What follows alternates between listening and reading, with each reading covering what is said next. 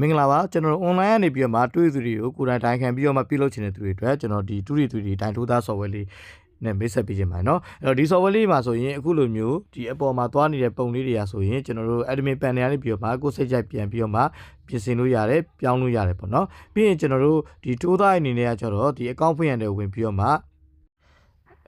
သူတို့စိတ်ကြိုက်ပေါ့เนาะကျွန်တော်အမည်တွေဖုန်းနံပါတ်တွေpassword တွေထည့်ပြီးတော့မှ account ဖွင့်လို့ရမှာဖြစ်ပါတယ်เนาะ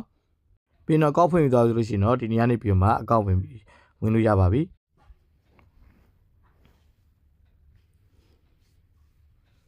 ဲ့တော့အကောင့်ဝင်သွားပြီဆိုလို့ရှိရင်တော့အခုလိုမျိုး 2D 3D ကျွန်တော်တို့ထိုးသားအနေနဲ့ဟာကိုယ်စိတ်ကြရွေးပြီးထိုးလို့ရမယ်ဒီအောက်ကဟာတွေကတော့ကျွန်တော်တို့ဒါ gain တွေတော့မပါဘူးပေါ့နော်တကယ်လို့ကိုယ် gain တွေထည့်ကျင်တယ်ဆိုရင်တော့ကျွန်တော်တို့တီးတန့် API တွေဝယ်ပြီးတော့မှထည့်ပေးရမှာဖြစ်ပါတယ်နော်အဲ့တော့ဒီမှာဆိုရင်တော့ကျွန်တော်တို့ဒီမှာပါတဲ့ပုံလေးတွေစာလေးဆိုလို့ရှိရင် admin panel ရပြီးမှာကိုယ်စိတ်ကြပြန်ပြောင်းလို့ရတယ်ဒီမှာဆိုလို့ရှိရင်ထိုးသားအနေနဲ့သူတို့ရဲ့လက်ကျန်ငွေဘယ်လောက်ရှိရဆိုတာဒီခါလေးကြည့်လို့ရပါတယ်နော်ဒီမှာပုံစံစီနဲ့သူတို့ရဲ့ပုံလေးတွေပေါ့နော်စိတ်ချက်ပြန်ပြီးတော့မှချိန်လို့ရတယ်နော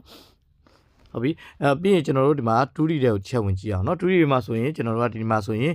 ်မနက်ပိုင်းပေါ့နော်ကျွန်တော်တို့ဒီမှာ live တစ်ခါလေးကြည့်လို့ရတယ်ပြီးရင်ထိုးမဲ့ဆိုလို့ရှိရင်ကျွန်တော်ကထိုးမဲ့ချိန်ကိုရွေးပြီးထိုးလို့ရတယ်နော်ဒီမှာဆိုလို့ရှိရင်လည်းကျွန်တော်တို့ထိုးသားအနေနဲ့ပေါ့နော်လွယ်တကူရွေးချယ်ပြီးထိုးလို့ရအောင်ကျွန်တော်တို့ဒီလက်ကွက်လေးတွေကိုလည်းကျွန်တော်တို့ကထည့်ပေးထားတယ်အဲ့တော့ဒီမှာအမြန်ရွေးထဲမှာဆိုလို့ရှိရင်လည်းကျွန်တော်တို့ကပတ်တီတို့ထိတ်တို့နောက်တို့စသဖြင့်ကျွန်တော်တို့အားတို့ပေါ့နော်အဲ့လိုရွေးပြီးထိုးလို့ရတယ်အိမ်မက်ကနေလည်းကျွန်တော်ရွေးထိုးလို့ရတယ်ပေါ့နော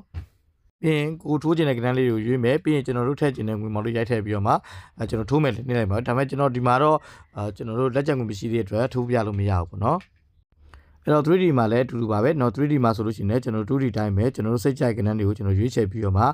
ထိုးလို့ရမှာဖြစ်ပါတယ်เนาะပြီးရင်ကျွန်တော်တို့ထိုးသားအနေနဲ့ငွေသွင်းငွေထုတ်လို့မဆိုရင်ကျွန်တော်တို့ဒီ website ထဲဝင်လိုက်မယ်ဆိုရင်ကျွန်တော်ငွေသွင်းမယ်ဆိုလို့ရှိရင်ဒီ admin panel ကနေပြီးတော့မှကိုယ့်ရဲ့ငွေလဲ account တွေကိုထည့်ထားလို့ရပါတယ်အဲ့တော့ငွေထုတ်မယ်ဆိုလို့ရှိရင်လည်းထိုးသားအနေနဲ့ကိုကဘယ်ကနေထုတ်ချင်တာလဲ KB ကနေထုတ်ချင်တာ WP ကနေထုတ်ချင်တာပေါ့နော်ပြီးရင်သူတို့ရဲ့ဖုန်းနံပါတ်တွေငွေပမာဏရိုက်ထည့်ပြီးတော့မှကျွန်တော်တို့ငွေထုတ်ဖို့အတွက်တောင်းခံနိုင်မှာဖြစ်ပါတယ်เนาะဒီမှာဆိုလို့ရှိရင်ကျွန်တော် software သုံးပြီးပုံလေးတွေလည်းကျွန်တော်တို့ထည့်ထားလို့ရတယ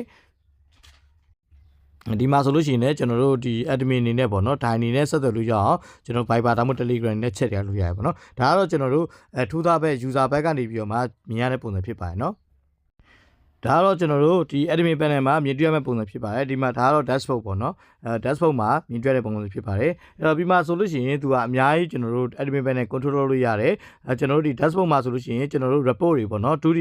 report တွေ 3D report တွေကြည့်လို့ရမယ်ပြီးလို့ရှိရင်ကျွန်တော်တို့ deposit ဆိုရင်သူတွေငွေဘယ်လောက်သွင်းခဲ့လဲပေါ့နော်အဲ့ဒါတွေကိုမှကျွန်တော်ကပြန်ပြီးတော့မှ confirm လုပ်တာတို့ဘာလို့ပြန်လုပ်လို့ရတယ်ပေါ့နော်သူတို့ပေးထားတဲ့အချက်လက်နဲ့ကိုသွင်းထားတဲ့ငွေမှမှန်ကန်တယ်ဆိုရင်ချက်လက်တွေမှန်ကန်တယ်ဆိုရင်ကျွန်တော် approve လုပ်ပေးလို့ရတယ်ဒီမှာဆိုလို့ရှိရင်ငွေထုတ်ထားတဲ့လူတွေစင်းတွေကြည့်လို့ရတယ်အဲ့ဒါကိုလည်းကျွန်တော်တို့က approve လုပ်ပေးလို့ရပါเนาะပြီးလို့ရှိရင် 2D management မှာဆိုလို့ရှိရင်လည်းကျွန်တော်တို့ဘယ်ကဏ္ဍတွေကိုဘယ်လောက်ဖို့ထုတ်ထားဆိုတော့ကျွန်တော်အလွယ်တကူကျွန်တော်ကဒီမှာစင်းစရာတွေနဲ့ကြည့်လို့ရမယ်ပြီးရင်ကျွန်တော်တို့ဒီဟာတွေကိုလည်းကျွန်တော်တို့အဖွင့်ပိတ်ပေါ့เนาะရောင်းချိန်ဖွင့်ပိတ်ကိုလည်းကျွန်တော်လုပ်ပေးလို့ရတယ်တကယ်လို့ခုက 2D ပိတ်ထားမယ်ဆိုရင်တော့ကျွန်တော်တို့ဒီထိုးသားဘက်က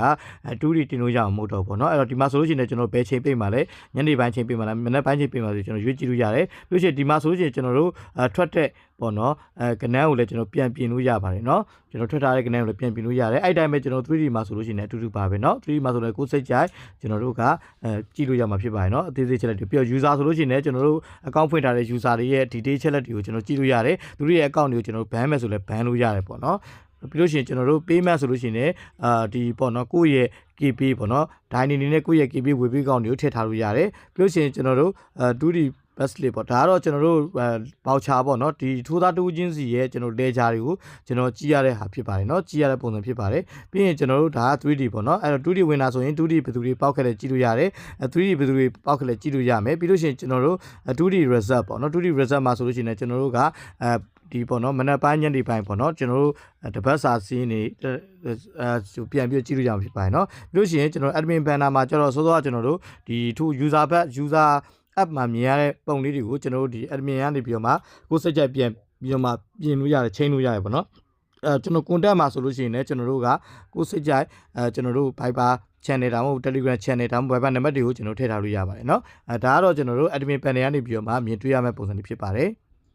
်ကျွန်တော် web version ဖြစ်တာကြောင့်မို့ကျွန်တော်ဒီ software လေးကို Android ကို iOS ကိုနှလုံးသလုံးမှာသုံးလို့ရမှာဖြစ်ပါတယ် admin ကလည်း website ကနေပြီးတော့မှအလွယ်တကူကျွန်တော်ထိန်းချုပ်လို့ရမှာဖြစ်ပါတယ်เนาะ